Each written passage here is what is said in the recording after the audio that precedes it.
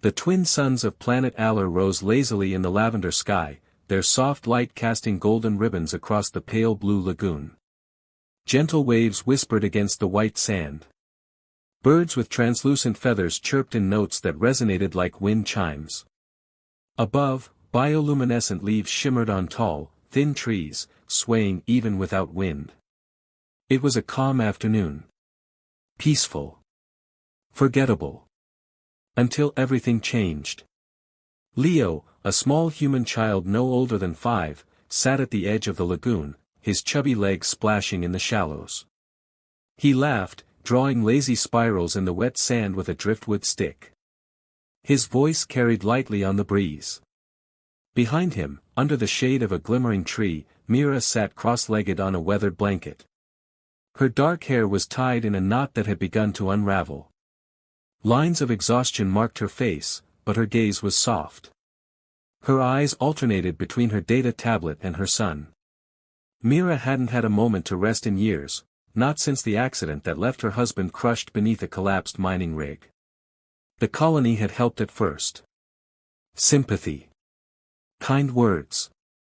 But over time, those faded. She was left with a child, a modest food stipend, and a quiet ache that never quite disappeared.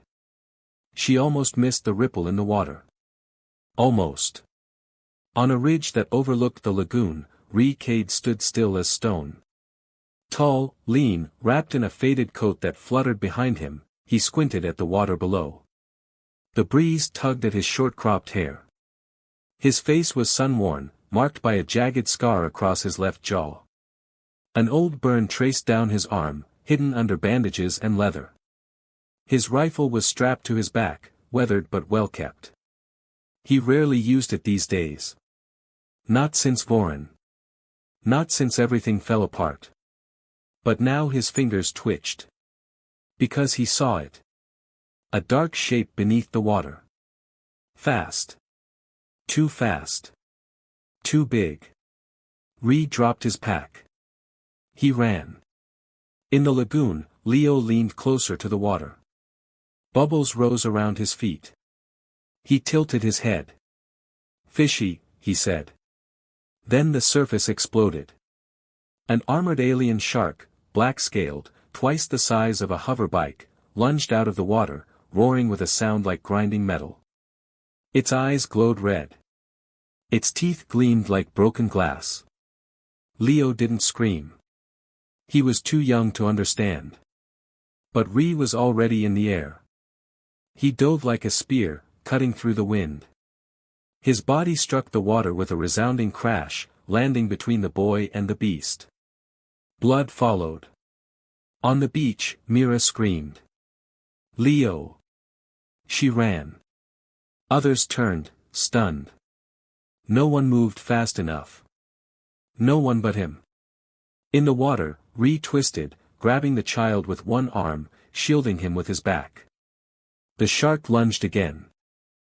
Spun, kicking it squarely in the snout. It reeled, circling. Pushed Leo toward the shore. Swim, kid. Swim now. Leo sputtered and coughed, crying. The water frothed. The shark returned. Ducked under, drove his fist into its eye socket. Pain lanced through his arm as teeth grazed his skin. Above the chaos, Mira splashed into the shallows. Leo! She reached him, lifting him up. His body was soaked, shivering, but unharmed. Emerged moments later, dragging himself from the water. Blood poured from a deep bite in his arm. People stared. Guards arrived too late. Who is he? Someone asked. Outsider, murmured another. A drifter. Mira knelt beside You're hurt. Sit down. Didn't speak. He only nodded. She tore fabric from her sleeve, pressing it to his wound. For a long while, no one spoke. Only the wind moved. In the colony's small med tent, sat shirtless, his right arm bandaged with sterilizing gel. Mira sat nearby, holding a shivering Leo wrapped in a thermal blanket. Leo's gaze never left the man who'd saved him. Mira finally rose and approached Ree. "Why?" she asked. "You don't even know us." Ree's voice was rough. "Because no one else did." She blinked. Something tightened in her chest. She nodded, slowly. "Thank you." He said nothing. That night, the story spread. A human dove into the lagoon. Fought an alien shark. Saved a child. People talked. Children whispered. Guards questioned. Counselors frowned. The next morning, Ree was gone. His bloodied bandage left behind on the med tent floor. Mira couldn't stop thinking about him. Not just because he saved Leo. But because he reminded her of someone she once knew. Someone she once lost. On the third day, she followed a dusty trail beyond the colony borders. Trees loomed tall, trunks coiled in glowing moss. Creatures chattered high in the branches. The air smelled of rain and dust. She reached the wreckage of a cargo ship, half buried in roots. Ree lived there. She knocked. The door opened slowly. Ree stood there, shirtless, arms still healing. His eyes softened. "I brought something," she said. He stepped aside. Inside, it was dark. Quiet. Tools lined the walls. Broken tech hummed softly. "Soup," she said, placing the container down. He nodded, then sat. She joined him. "Leo keeps asking about you," she said. Ree glanced at her. "He says you're a knight." Ree almost smiled. She tilted her head. "You're not from here." "No. You fought somewhere. Long ago." He nodded. "Voron?" He didn't answer. But she saw it in his eyes. War. Loss. Regret. "That shark," she said quietly. "It shouldn't be in fresh water." Ree set the soup down. "No, it shouldn't." Her heart skipped. "What are you saying?" "Someone put it there." Behind them, in the jungle, a drone blinked silently. Watching. Recording. Back at the colony, the council met behind closed doors. "This man," one said. "He inspires unrest." "He saved a life," said another. "He's not one of us." And yet the people looked to him. The wind carried change. The shark was only the beginning. And Cade was no longer just a stranger. He had become something else. Something dangerous. Something hopeful. Something the colony wasn't ready for. But would soon need. Very much. Night fell swiftly across the colony, cloaking the lagoon in soft indigo. The shimmer of the twin moons danced along the water, but no children played by its edge now. What had once been peaceful was now a place of whispered warnings and cautious steps. Inside her modest quarters, Mira couldn't sleep. Leo rested in their shared bed, wrapped tightly in a heat blanket, his breath soft and even. Mira sat beside the open window, staring out at the distant ridge where Ree had first seen the shark. Her thoughts swirled like a storm. Why had no one questioned the shark's presence before Ree? And why had he known to look? Something wasn't right. On the outskirts of the colony, Cade moved silently through the alien trees. His coat rustled faintly, the bandage on his arm soaked through and replaced with a fresh wrap of synth cloth. In one hand he held a modified scanning tool, jury-rigged from old mining tech and an orbital sensor. His destination, the water intake system near the colony's southern border. There, metallic piping fed from a natural aquifer up through reinforced ducts, the lifeblood of the colony's freshwater system. The lagoon was part of the filtration basin. But it had never been meant to host predators. Ree crouched near the main valve housing. Moss had begun to grow along the piping, but fresh scratches marked the surface. Not animal scratches. Not natural. They moved something through here, Ree murmured. He followed the trail further, discovering heavy indentations in the mud, too wide for native fauna. The spacing, the pressure points, machinery. Ree's eyes narrowed. Someone had brought the shark in. The next day, Mira stood at the colony's administrative hub, a small, hexagonal building guarded by two uniformed aliens with gleaming armor. She was nervous, clutching a wrapped bundle of food she'd prepared for Ree. A tall alien with ridged skin and spiraled horns approached her. Mira of Sector 7, he said without warmth. I want to speak to the council. About the man who saved my son. That matter is resolved. The child is safe. He says the attack wasn't natural. He says someone brought the predator in. The alien's face tightened. The colony remains secure. Spreading rumors is punishable. I'm not spreading anything. But someone should be listening.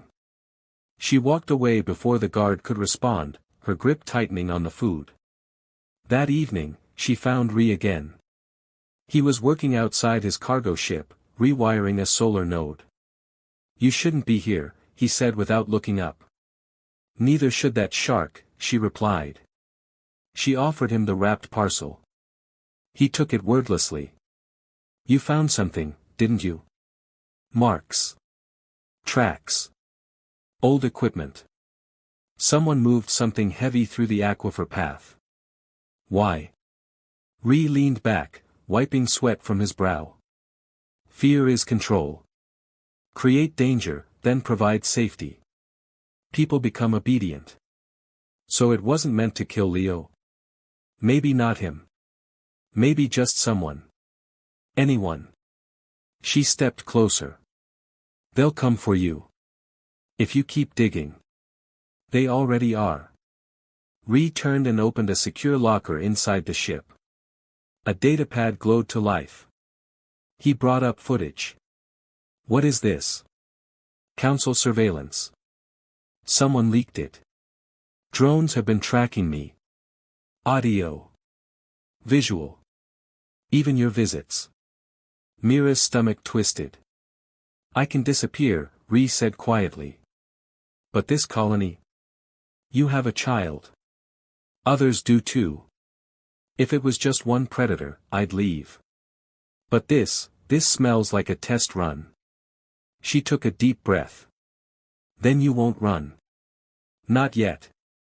2 days later, a scream pierced the morning calm. Mira was at the community garden when the noise echoed across the square. People gathered. A mother sobbed, clutching a baby. My other son, he went near the intake trail. He's gone.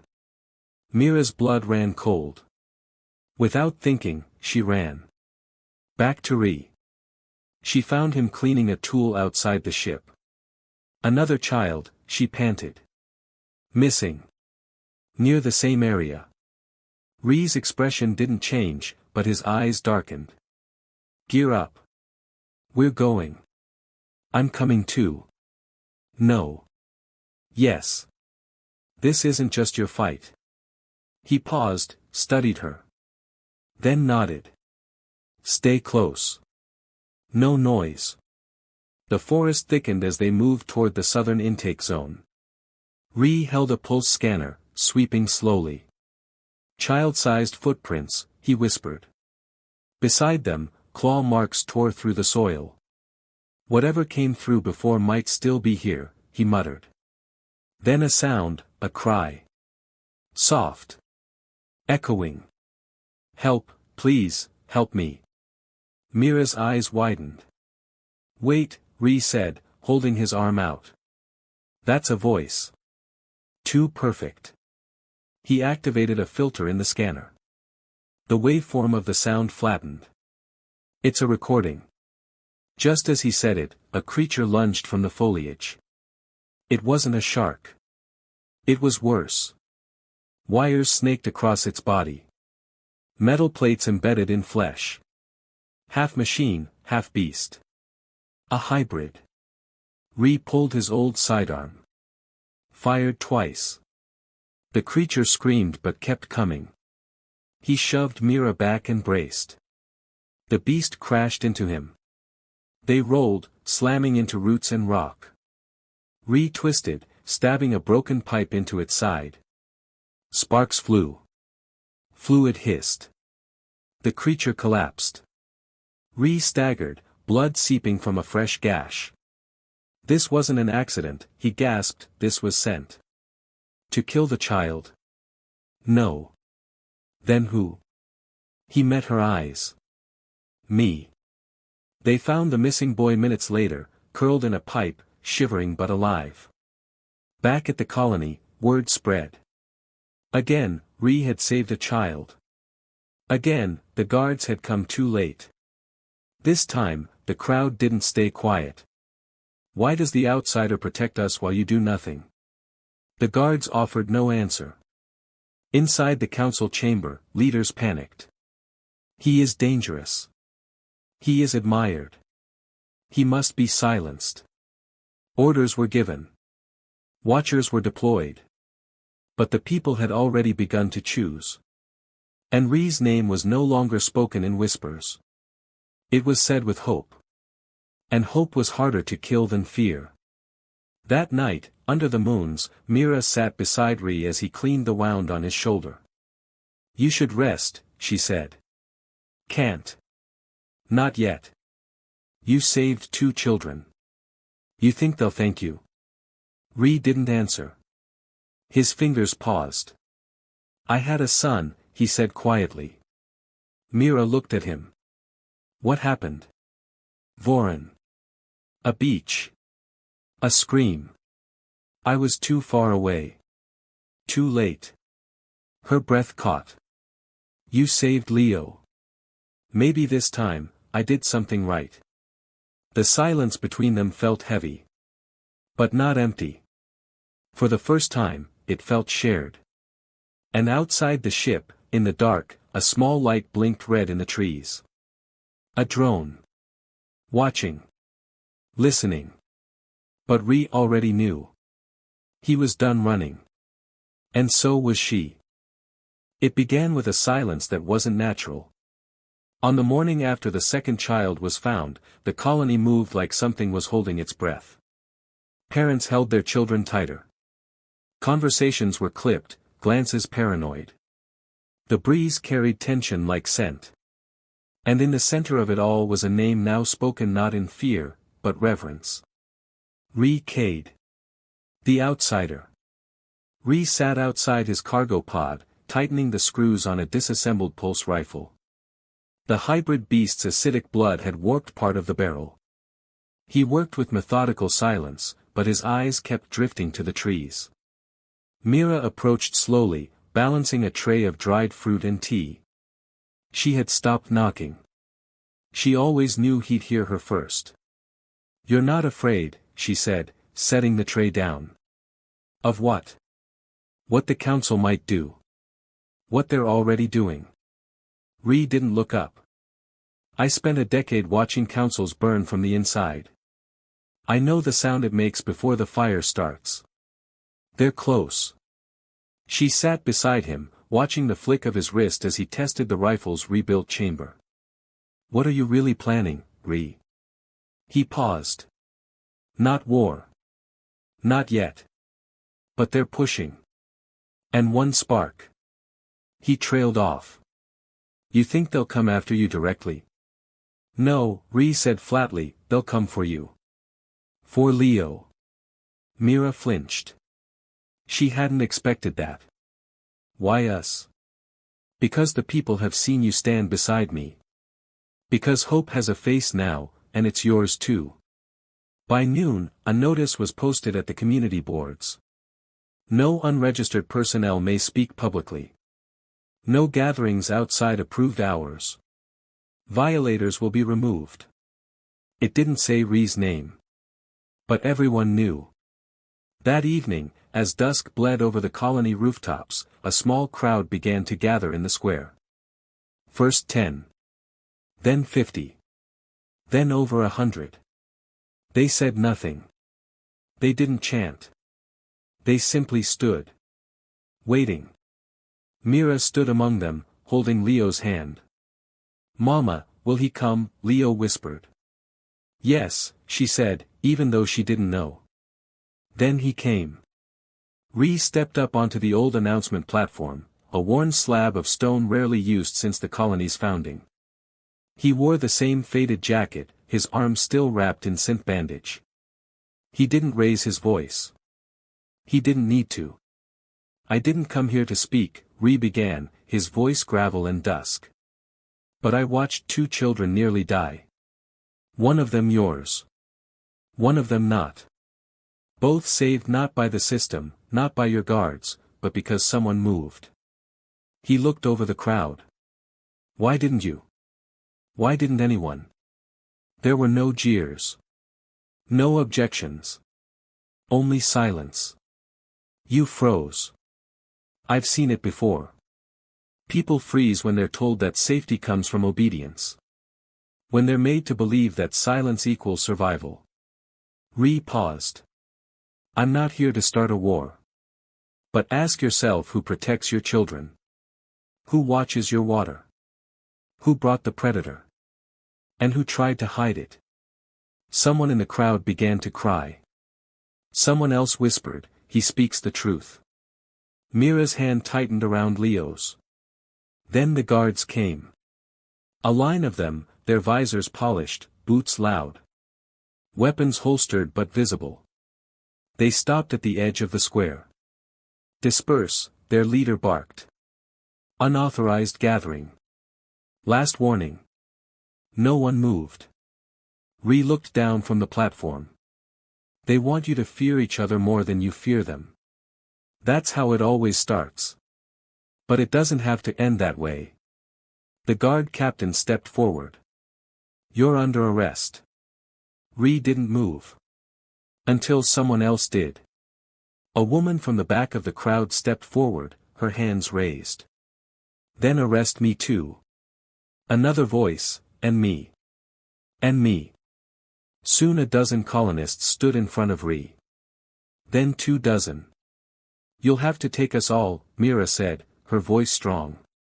Leo gripped her leg, wide-eyed. The guards faltered. For the first time, they were outnumbered. Outmatched not by force but by will. One of the guards lowered his weapon. Then another. "Stand down," someone whispered. And they did. In the shadows, a council agent watched from a balcony. "He's already won them," she murmured into her calm. "We need a new plan." "No," came the reply. "We need reinforcements. Old ones." Back in his cargo pod, Ree sat in silence. Mira entered, closing the door behind her. "What happens now?" "They retreat. Regroup. Bring something worse." "And we?" Ree looked at her. "We prepare. And if we fall?" Ree hesitated. "Then we fall standing." Mira stepped closer. "You didn't ask for this. You just wanted to disappear." "I did. Until you knocked." She reached out, touching the edge of his hand. "Don't disappear again." For the first time, Ree didn't pull away. Outside, the wind shifted. A ship entered orbit. Marked with a red insignia. Military. Old Earth. Disavowed. And it had come looking for a man named Ree Cade. The morning air was tense, still, as if the very soil held its breath. Over the colony, a shadow moved. It wasn't the gentle shape of a cargo skimmer or a merchant freighter. It was long, jagged, blackened at the nose with old combat scars. Its engines growled low as it descended. Every colonist paused. Some ducked their heads. Others stared in frozen silence. Ree Cade stood outside his cargo pod, watching. His expression didn't change. "You recognize that ship?" Mira asked, stepping beside him, pulling her coat tight around her shoulders. "Too well," Ree replied. "That's a Vorex Division assault lander. Disbanded. Dishonored. But not dead. They're from Earth. Not anymore. They don't serve anything but money. And silence. Mira looked at him. They came for you. They came for what I remember. When the lander touched down beyond the colony gates, a tremor rolled through the ground. 6 figures disembarked. Armored in matte black exoframes, their helmets sealed and unreadable. At their center walked a man Ree once knew too well. Varl. Ree hadn't seen him since the fire on Vorex 12, since the betrayal. No insignia, Ree murmured. No banners. They don't want diplomacy. They want blood. Then what do? We give them neither. That afternoon, Ree entered the colony square alone. His coat was buttoned, but beneath it, the handle of a worn sidearm showed. He walked with calm purpose. Mira watched from the shade with Leo beside her, her heart pounding. Varl stood at the edge of the platform, helmet off, revealing a weathered face. Handsome once. Now cruel. His hair had gone gray at the edges. His mouth twisted in a grin. I'll be damned, Varl said. Still breathing. I lost that bet. Didn't come here to reminisce, Ree replied. You made noise, Cade. You made people look up. Dangerous habit. Ree stepped closer. I made them remember what courage looks like. Varl's grin faltered. We can end this right here. Give us the data. The records you stole from Vorex Command. Walk away. And the children they hurt? The families you sold out? Varl's eyes narrowed. Don't be a fool. You think these people will stand with you when it gets real? When shots are fired? Ree didn't answer. Instead, the crowd began to gather again. Mira stepped forward, Leo on her hip. Then came elders. Miners. Farmers. Techs. No one shouted. They just came. You see, Ree said quietly. It already got real. The first shot came from Varl's side. Ree ducked, rolled, and returned fire. The pulse shot cracked into the stone beside Varl, sending him behind cover. Panic scattered the edges of the crowd, but most stood their ground. One of Varl's mercs advanced, only to be met by a burst from a mining tool, rigged into a defense cannon by one of the colonists. They're fighting back, Varl hissed. No, Ree muttered, reloading. They're defending what's theirs. Ree moved through the square like a ghost, dodging, countering, using every shadow. Old instincts flowed back. He reached Varl. Their fight was brutal. Hand to hand. You left me to die, Ree spat, blocking a punch. You knew the cost, Varl roared, elbowing him back. We were soldiers. No, we were human.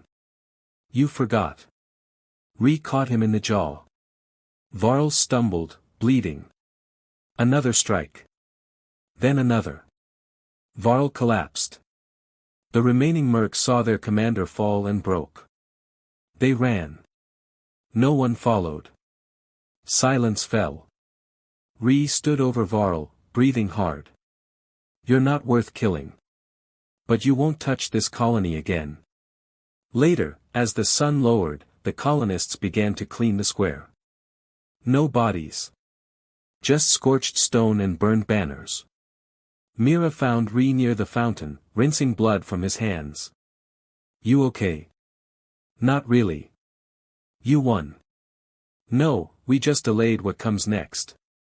What does come next? Leadership. Choice. Not mine. Yours. Mira stepped closer. They already chose. You. I don't want command. I want peace. Then help us build it. He met her eyes. Not alone. She reached out, touched his face. You won't be. Far above, the stars began to blink into view. Ree looked up. They'll send more. Then we'll be ready.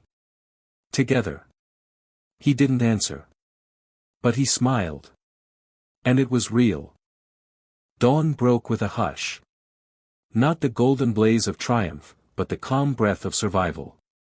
The colony square, blackened and cracked from yesterday's fire, was silent save for the rustle of wind through broken banners. For the first time, it felt like the colony had shed its skin. Something was over. And something else had begun. Cade walked alone, coat torn, steps slow but unbroken. The mercenaries were gone. The guards had left their posts. The council chambers were locked and empty. No one had ordered it, the council had simply vanished. No announcements, no apologies. They'd faded into the background, relics of a time when silence ruled. But the people hadn't. They were sweeping ash from the steps. Patching cracked windows. Whispering, not with fear, but hope.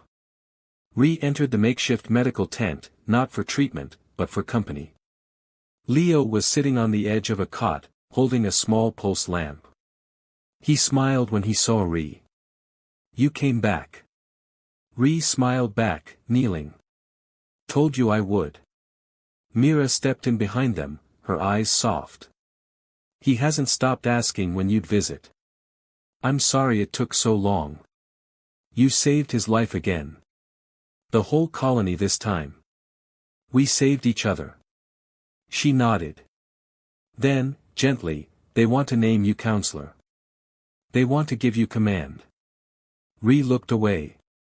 "That's not who I am." "Then who are you?" He thought for a moment. Someone who forgot how to belong. Someone trying to remember. She stepped closer, placing her hand over his. "Then stay. And remember here." At midday, the people gathered again. This time, not in protest. Not in fear. But to speak freely. The square, now scrubbed and sunlit, was filled with tables and makeshift seats. Farmers, engineers, caregivers, teachers, all of them took turns at the podium.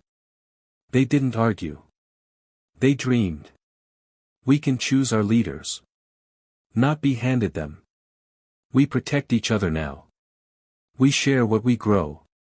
We rebuild better. Ree stood at the back, listening. Not leading. Until someone asked him up. "You stood for us," said an older woman. "Now let us stand with you." Ree walked to the platform. Not the announcement stone. Something new. A wooden dais built that morning. He looked over the faces, some bruised, some burned, all unbroken. "I didn't save you. You saved yourselves the moment you said, 'No more,' you remembered your worth. Your strength." He looked toward Mira and Leo. "I'll stay. But not to lead. To help build what comes next." The crowd erupted in quiet applause. No cheers. Just the sound of resolve. That evening, Ree and Mira stood atop the hill overlooking the lagoon. The place where it had all begun. The water shimmered. Peaceful again. Fish darted under the surface, unafraid. "They're saying we'll put a beacon out," Mira said. "Let others know this is a free colony now. Open to anyone who wants to build, not conquer. They'll come. Refugees. Exiles. Dreamers. We'll welcome them." Ree exhaled. "I never thought I'd find peace." "You didn't. You made it." He looked at her. "I want to stay. Not because I have nowhere else to go. But because I don't want to be anywhere else." Mira reached for his hand. "Then stay. With us." He kissed her. Slow. Gentle. Not of war, or fear, but of a man finally choosing life. Weeks passed. The colony transformed. Children ran through rebuilt streets. Artists painted murals on old stone. Guards became gardeners. The old council hall became a library. And Ree became the story whispered to every new arrival. The protector who stood alone. The man who remembered. The outsider who became one of them. One night, Leo tugged Ree's sleeve. When I grow up, can I be brave like you? Ree knelt. You already are. Braver than most. Braver than me. But you fought the monster. You survived it. That takes more strength than any punch. Leo beamed. Can I fix machines with you tomorrow? You better. I need an assistant. Mira watched them from the doorway. Her eyes held joy. Not the fleeting kind, but the quiet, anchored joy of someone who had suffered, lost, and finally, truly healed. She thought of the day on the lagoon. Of blood in the water. Of fear in her throat. And how now, just weeks later, there was laughter in the air. Because someone had said no. Because someone had stood up. And across the stars, whispers spread. Not of war, or death, but of a colony where people stood for each other. Where a silent man found his voice. Where a child was saved not once, but twice. And where mercy was not begged for, but built, word by word, hand in hand.